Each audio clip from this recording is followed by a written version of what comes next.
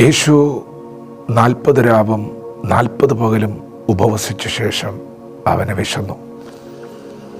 അപ്പോൾ പരീക്ഷകൻ അടുത്തു വന്ന, നീ ദൈവപുത്രൻ ആകുന്നു എങ്കിൽ ഈ കല്ല് അപ്പമായി തീരുവാൻ കൽപ്പിക്ക എന്ന് പറഞ്ഞു.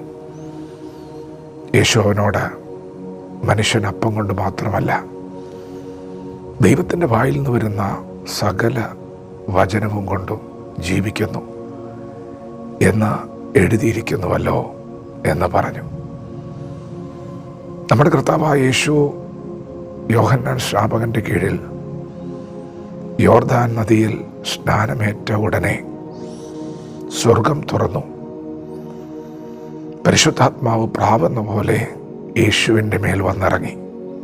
സ്വർഗത്തിൽ നിന്ന് അതിശ്രേഷ്ഠ തേജസ്സിങ്കിൽ നിന്ന് പിതാവ് അരുളി ചെയ്തു, ഇവൻ എൻ്റെ പ്രിയപുത്രൻ, ഇവന് ചെവി കൊടുപ്പിൻ, ഞാനിവനിൽ പ്രസാദിച്ചിരിക്കുന്നു എന്നരുളി ചെയ്തു. പിതാവിങ്കൽ നിന്ന് കേട്ട ദൈവശബ്ദം, നീ ദൈവപുത്രനാണ്. പ്രിയപ്പെട്ടവരെ, നാം ഓരോരുത്തരും ദൈവശബ്ദം കേൾക്കുന്നവരാണ്. ദൈവം നമ്മെ തൻ്റെ വചനം കൊണ്ടാണ് ഉറപ്പിക്കുന്നത്. നീ എനിക്കുള്ളവനാണ്, ഞാൻ നിന്നെ ഒരു നാൾ കൈവിടില്ല. യേശുവിനെ കൈക്കൊണ്ട് അവൻ്റെ നാമത്തിൽ വിശ്വസിക്കുന്ന ഏവർക്കും ദൈവ മക്കളാകാൻ അധികാരം കൊടുത്തു. ദൈവമക്കൾ അവകാശികളാണ്. നമ്മൾ ദാസന്മാരല്ല, നമ്മൾ പുത്രന്മാരാണ് എന്ന് ദൈവം തൻ്റെ വചനത്താൽ നമ്മെ ഉറപ്പിക്കുമ്പോൾ, ഇവിടെ ഇതാ പിതാവായ ദൈവം യേശുവിനോട് പറഞ്ഞു, ഇവൻ എൻ്റെ പ്രിയ പുത്രനാണ്. ആ ദൈവശബ്ദം യേശു കർത്താവ് സ്വീകരിച്ച് ചില നിമിഷങ്ങൾ കഴിഞ്ഞപ്പോൾ ശക്തമായ പരീക്ഷണങ്ങളിലൂടെയാണ് യേശു കടന്നുപോയത്. പിശാച് യേശുവിൻ്റെ അടുക്കൽ വന്ന് ചോദിക്കുകയാണ്, നീ ദൈവപുത്രൻ എങ്കിൽ, ഇവൻ എൻ്റെ പ്രിയപുത്രൻ എന്നൊരു ശബ്ദം മുഴങ്ങിയിട്ട് അധിക സമയമായിട്ടില്ല. ആ വചനം ഏറ്റെടുത്തിട്ട് അധിക സമയമായിട്ടില്ല.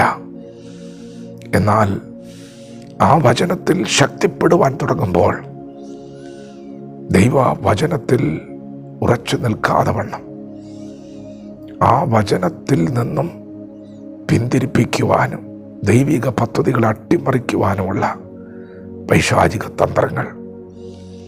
40 രാവും 40 പോലും ഉപവസിച്ച ശേഷം അവന് വിശന്നു.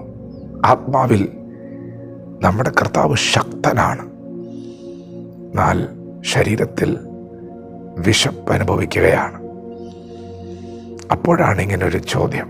പ്രിയപ്പെട്ടവരെ, നിങ്ങൾ ആത്മാവിൽ ശക്തരാണോ? പിശാച് എപ്പോഴും നമ്മെ പരീക്ഷിക്കാൻ വരുന്നത് നാം ബലഹീനരായിരിക്കുമ്പോഴാണ്.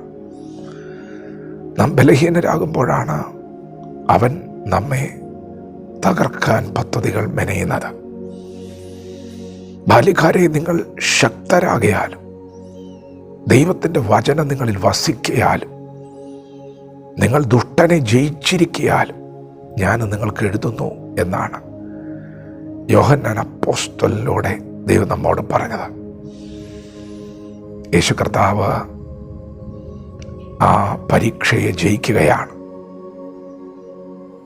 ശാരീരികമായി നമുക്ക് ക്ഷീണങ്ങൾ വന്നേക്കാം, പക്ഷേ നാം ആത്മാവിൽ ശക്തരാണെങ്കിൽ ശത്രുവിന് നമ്മെ ഒന്നും ചെയ്യാൻ കഴിയുകയില്ല. നാം ഉപവാസത്തിലും പ്രാർത്ഥനയിലും ഇരിക്കുമ്പോൾ ശക്തരാണ്. ആ സമയത്തൊന്നുമല്ല, അത് കഴിഞ്ഞ് ഉപവാസം കഴിയുമ്പോൾ ഉപവാസത്തിൽ നാം ശക്തിപ്പെട്ടു നിൽക്കും. അത് കഴിയുമ്പോൾ ഒരു സാധാരണ മനുഷ്യനെ പോലെ നമ്മുടെ പുറമെയുള്ള മനുഷ്യൻ ക്ഷീണിക്കുന്ന സമയത്ത് പിശാച് നമ്മെ പരീക്ഷിക്കാൻ തുടങ്ങും.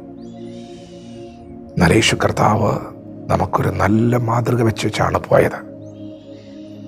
യേശു പറഞ്ഞു, ഇങ്ങനെ വചനത്തിൽ എഴുതിയിട്ടുണ്ടല്ലോ, ഞാൻ പുറമേ ഒരു മനുഷ്യനാണ് എന്ന് നിനക്ക് തോന്നുമെങ്കിൽ തെറ്റിപ്പോയി. ഞാൻ ദൈവപുത്രൻ തന്നെയാണ്.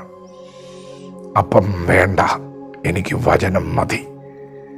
എഴുതപ്പെട്ടിരിക്കുന്ന വചനം ആത്മാവിൻ്റെ വാളാണ്. വാൾ കയ്യിലെടുത്തുകൊണ്ട് പുറപ്പെടുക. നിങ്ങൾ പരീക്ഷകളെ ജയിക്കാൻ പോവുകയാണ്. ശത്രുവിൻ്റെ തന്ത്രങ്ങൾ നിഷ്ഫലമാകാൻ പോവുകയാണ്. വചനത്തോട് പ്രതികരിക്കാം. ദൈവം നമ്മെ ഓരോരുത്തരെയും പകൽ അനുഗ്രഹിക്കുമാറാകട്ടെ. ആമേൻ.